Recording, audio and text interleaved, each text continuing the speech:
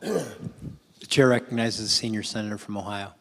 As if in legislative session and notwithstanding Rule 22, I ask unanimous consent that the Senate proceed to immediate consideration of S. 1771, which is at the desk. Further, I ask that the bill be considered read a third time and passed, and that the motion to reconsider be considered made and laid upon the table. Is there an objection? Chair recognizes the senator from Connecticut. Mr. President, I'm going to object, but I think the senator has some remarks.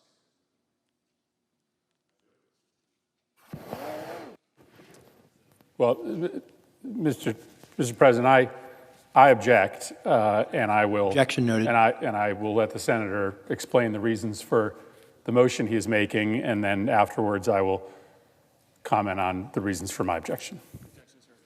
Objections heard. Chair recognizes senator from Ohio. It's now indisputable that the last 4 years saw more injuries and more deaths of law enforcement officers than at any time in American history. Let me just read to you, Mr. President, some of the data. From 2021 to 2023, more officers were feloniously killed than in any other consecutive 3-year period of time over the last 20 years. Let me repeat that. More deaths over the last 3 years than at any 3-year period in the last 20 years. Let me give you the numbers. 194 officers were killed from 2021 to 2023. Last year, in 2024, 234 police officers were killed in the line of duty.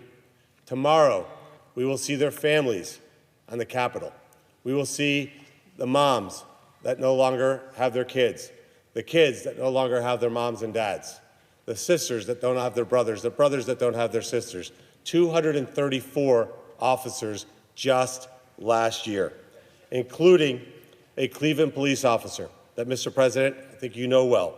His name is Jamison Ritter, and I wear his badge today with an honor. He was killed on the 4th of July, responding to a police call in Cleveland. Good person, went in there, gave all the notice he could.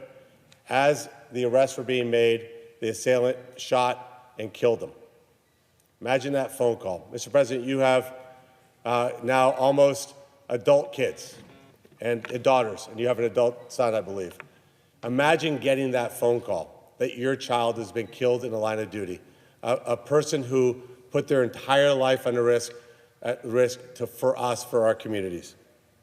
And my colleague from Connecticut, in his state, just a year ago, and I hope he remembers it, I'm sure he does, because I assume he's a good man. There was a gentleman named Aaron Pelletier. He got killed a year ago. He was a Connecticut state trooper, killed in a line of duty. He's one of those 234 people. And just sadly, a week and a half ago, Larry Henderson, retired, my age, retired from the Hamilton County Sheriff's Department. You know, you go to some places and they always go to a funeral and they say he was a good man, and you're not sure if people meant it or not because it's a terrible time of tragedy. As I walked into the Cintas Center, a place where you have large gatherings of people, there was line out the door, cars around the corner to pay tribute to him and his family. You know what everybody said? Of all the people, how could it have happened to Larry? A good man. I talked to his wife, talked to him about this bill and how important this was to the community to get this done. And as I was telling her that, she gave me a big hug and said, please fight for Larry and for the others that wear the uniform so that this does not happen again. In 2025, the list keeps growing. We continue to see more and more fallen officers. So what's the solution? And I understand that my colleague has objected, but I'm going to assume that he's listening carefully and is not just ignoring what I'm saying, but rather willing to change your mind. Because here's the reality. There's a lot of things that happens here on the Senate floor. There's a lot of things that we may not agree with. There's lots of policies where we maybe have one viewpoint on the Republican side and one on the Democrat side, and that's fine, and that's healthy. And I think that's what this institution was intended to be.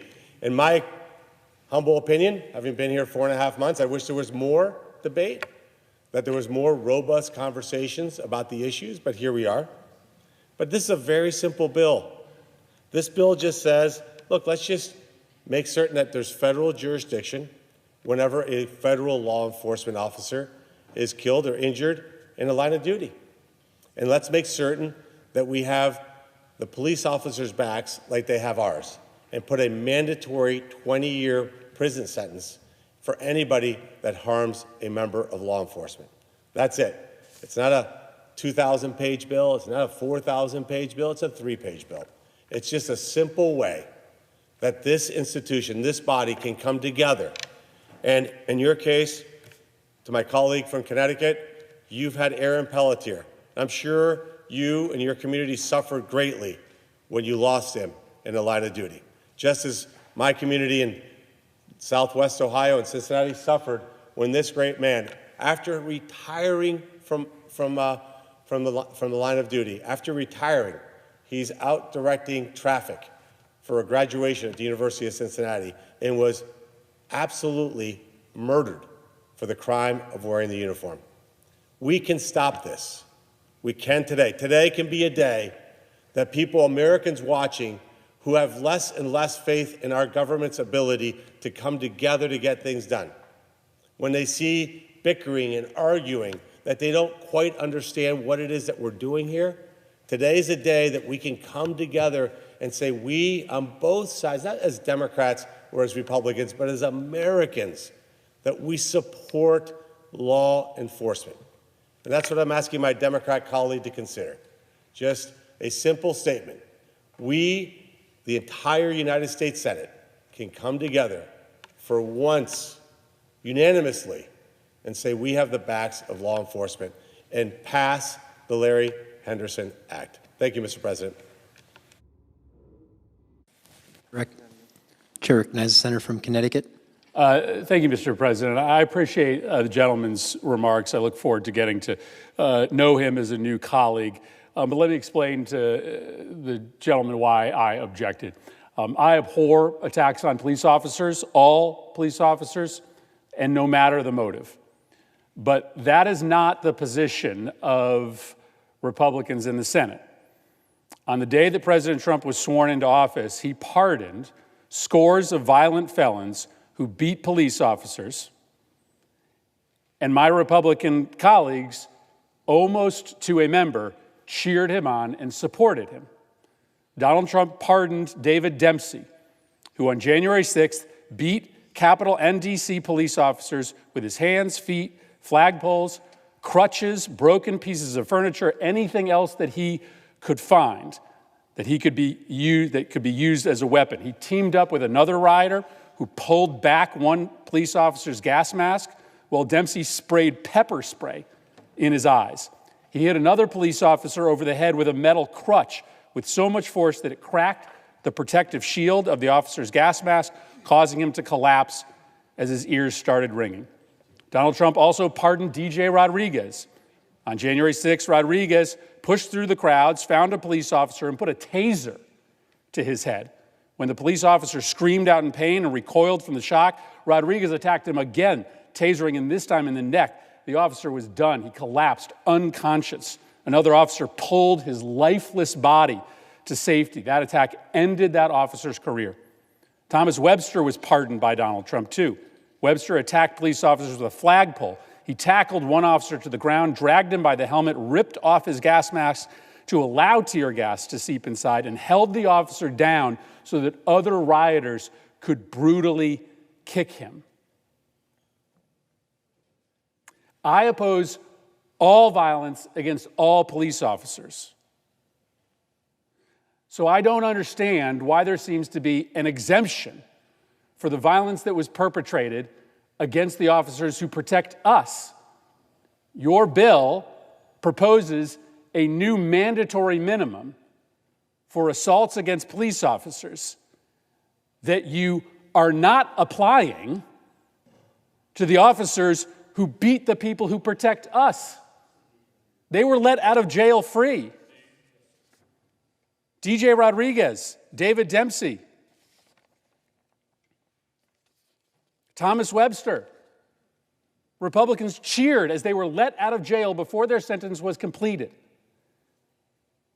And so if we're serious about protecting police officers, then we need to protect all police officers. If police officers are protecting Democrats, because that's who those rioters were here to kill or here to hurt, then those assaults should matter. If Donald Trump says the assault is okay, that shouldn't matter. Yes, I have stood by the side of the families of slain or injured police officers. But think about the families of those officers who were brutally beaten here at the Capitol. Think about the officer who was dragged unconscious from the site. His attacker was let out of jail, no mandatory minimum. Politics shouldn't have anything to do with our collective decision to stand up against attacks on police officers. So I offer this objection because I just don't feel like this bill is on the level until we have agreement in this chamber that President Trump doesn't get to decide which attacks on police officers we care about and which ones we don't. We shouldn't pass this bill until Republicans make it clear that they oppose all attacks on police, no exceptions, no exemptions. Republicans need to loudly oppose President Trump's pardons, because if you don't, you are sending a message that if you are carrying out attacks on police officers in the name of President Trump's political agenda, or you are carrying out attacks on police officers who are defending Democrats, that those attacks might end up being pardoned or excused. And our nation just fades away.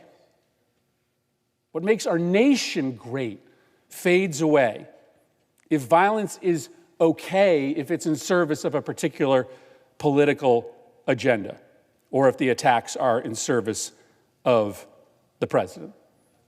So I do take attacks against our police officers seriously.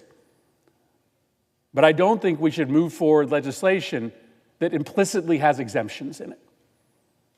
And so let's get on the same page. Let's come to a collective decision as a body that we care about all violence against police officers. Let's hear every member of this body condemn President Trump's pardons. Let's come to the conclusion that politics should never play a role in enforcing our laws against police violence. So I look forward to working with the senator on that endeavor. And if we can come to that conclusion jointly as a body, then I look forward to working with him on this legislation. Thank you, Mr. President. Mr. President. To recognize the senator from Ohio. So first, let me just say I appreciate my colleagues' willingness to acknowledge that we have to support law enforcement. The reason I went into elected office is to prevent these types of debates. I'm proposing legislation that's clear you support. You want to make certain that we punish anybody who harms a member of law enforcement. Very simple. The objection isn't about looking forward. The objection is saying, well, I can't support something going forward because I'm upset about something that happened in the past. That is a political comment. That isn't a matter of what's good for public policy. Tell Lori Henderson why her husband had to die because you're upset about something politically that happened in this chamber. I wasn't here last year. I wasn't here the year before that. I wasn't here the year before that. And I certainly wasn't here in 2001. If we're going to move forward as a nation, we have to come together on a forward-looking basis and say we have to draw the line now and say no more law enforcement officers should ever be harmed.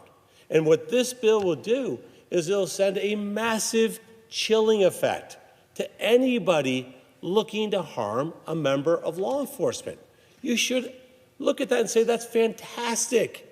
And if you want to have a conversation about what happened 4.5 years ago, where you know better than I do, you've been here a lot longer, the Constitution gives the president full pardon power.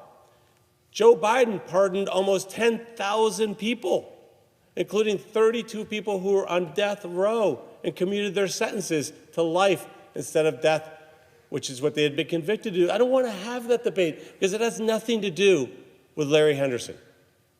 This bill is about saying we will protect law enforcement. And the people watching this are so hungry for a government that works. We don't have to wear a Republican jersey and a Democrat jersey at every turn. We can come together as a country and say, look, you said you agree. You said you agree that it should be a standard for all federal police officers.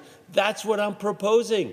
Every single member of the Capitol Police, every single member of the FBI, of ICE, U.S. Marshals, anybody who protects all of us. And by the way, the people who look to do us harm don't know if we're Democrats or Republicans. I had a gentleman drive to my home from Toledo when I wasn't there. Knocked on our door. My wife is not used to not answering the door and somebody knocks. He was there to kill me. Thank God the Westlake Police Department is 90 seconds away. If we don't put a stop to this, if we don't just put down our little lapel pins that call us Democrat or Republican, we're never going to be able to do anything in this country. And let me finish real quick. The point is very simple. I get it. I get it. Politics has become a sport. It's about one team winning and one team losing. But that's why I ran for office, and I hope you can remember back when you first ran for office. What is it that you wanted to really accomplish? Did you want to make this country better for your kids and grandkids? Be able to look them in the eye someday and say, I made this country better. We do that by coming together on things that we can easily agree on. And we agree. We agree that we should defend law enforcement. Let's do it now. Not next week, not next month, because between now and then, we're going to lose more Larry Hendersons. I find that unacceptable. I would imagine to my colleague, what the families tomorrow of the 234 slain officers, what they would feel like for them to come to the U.S. Capitol and say, look, in this time of Democrats versus Republicans where they can't agree on anything seemingly, they came together to say, today, we will never allow another federal police officer to be harmed in the line of duty. And I know you objected, but I'll ask you one last time. I think and we don't need to go on all evening. I don't have Cory Booker's stamina. But I will say this. Please consider the message you're sending to every single mom or dad that puts on the uniform. It says there's a process question. I don't like the process in which this is happening. I'm mad at my political enemy. I may have, or others may have, political aspirations, and this may hurt us. Think about that family who does wake up every day to protect you just the same way they protect me. God bless them. And with that, I'll yield the floor.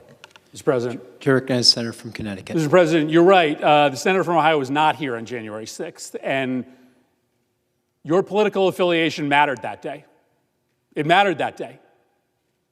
Those rioters were here to harm not allies of President Trump, but opponents of President Trump. They had a gallows outside with Mike Pence's name on it. They were searching the halls of the Capitol for people who opposed Donald Trump's agenda. So I agree with you that it would be wonderful and lovely to remove this debate from politics. But on that day, there were bad people here seeking to do violence based upon the political affiliations of people in this building. And the reason that they were pardoned was because President Trump supported the violence so long it was in his name. So yes, it does matter what happened. Not just on that day, but when Trump issued the pardons, because it provides this message of endorsement to violence so long as it's violence that Donald Trump supports. That puts officers in jeopardy all over the country. If the potential perpetrators of violence against police officers have an idea in their head that if they're doing it in support of Donald Trump, they have a pretty good chance to get away with it. I don't think anyone who assaults a police officer should get out of jail early. And so let me put the question to you. Maybe we can find common ground right now. I recited to you the violence that was perpetrated on police officers here by 3 specific rioters. Do you support Donald Trump's decision to let those 3 individuals out of jail early? I think it'd be important for you as a Republican member to say that you oppose Donald Trump's decision to let those perpetrators out of jail early. And we could have common cause today in that we both oppose all early releases of individuals who attack police officers. So do you agree with me that it was wrong to release those 3 individuals early from prison? Look, as my colleague knows... Recognizes Senator from Ohio. As my colleague knows, again, better than I do, the President of the United States is given a constitutional authority for pardon. Regardless of whether he has that power, do you agree with his decision? And there's no mechanism in which this body can change that. But what we can change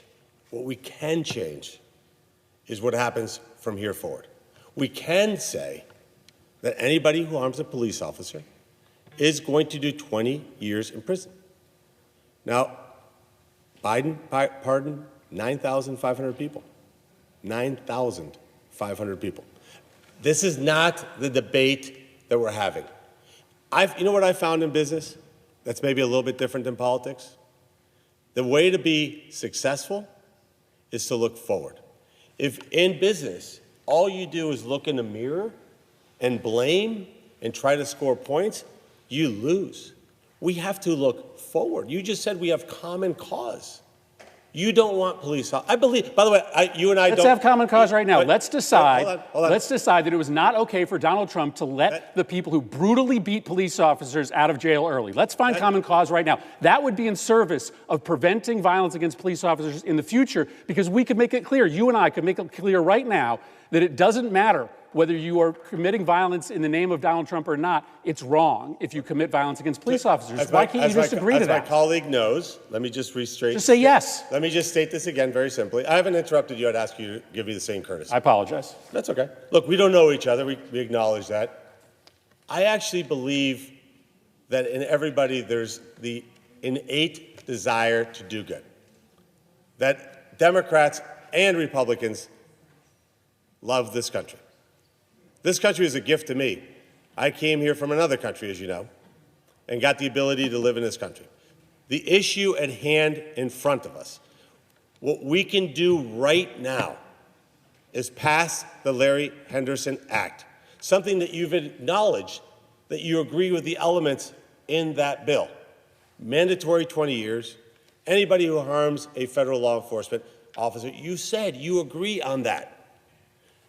We can have 100 distractions that go right back into another conversation. If you want to have a conversation, which, by the way, because I've gotten to preside, you've had that conversation multiple times. You and your colleagues have had it, and you should, and you deserve to have it. That's not the issue before us today. The issue before us today is, do we want more Larry Hendersons? So you asked me a question. I'd ask you a question. If in the next week you knew that there was another Aaron Pelletier, and we could have avoided that because we could have had a deterrent of 20-year jail sentence for that person, what would you feel you would tell their family? I was fighting a 4.5-year-old grudge? Or do you know that you can make a difference right now? We can do this right now. That's what the American public may not know. I didn't know until I got here. We can actually pass this bill for the United States Senate right now Right now, we would make news. We'd make history. We passed a bill. Somebody from Ohio that you would consider to be maybe in a pejorative, a MAGA extremist, and somebody who would say maybe disparaging things about your political beliefs, both you and I, who've never met, never had a conversation, never shared a cup of coffee, we could save the lives of law enforcement officers all over this country. We could do that tonight. I ask you a question. Is it worth risking the life of a law enforcement officer to score political points? Mr. President. Chair recognizes the senator from I Connecticut. understand the senator is new. I just remind him that you are not allowed to impugn the motives of members of the Senate.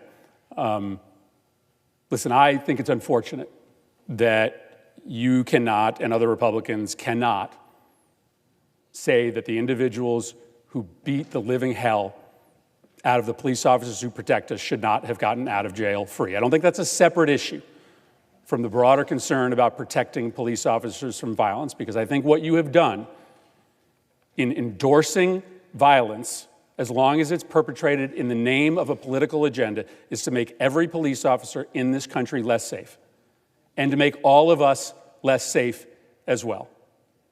And so I think if we want to come together around an agenda to protect members of law enforcement, then yes, it is very important. It is very important for the future protection of the law enforcement officers, the police officers who protect us, to hear loudly from Republicans that there is no exception to the premise that you will serve a long prison sentence if you commit an assault on a police officer. So I look forward to continuing this dialogue with my colleague. I admit that we do not know each other. Maybe we can find common ground here, but this is not a small issue. The normalization of political violence in this country could be the defining issue of the next decade. And I think that my Republican colleagues will rue the day that they look the other way when Donald Trump said that it is okay to beat police officers over the head with flagpoles, to taser them to the point that they were unconscious, just because you are serving President Trump's political agenda. That's not a side issue. That's not a fringe issue. That issue of endorsement of political violence, it may be central to the question of whether this democracy survives. So I know we have a pending vote, and our colleagues are eager to get home. I look forward to continuing the conversation with my colleague.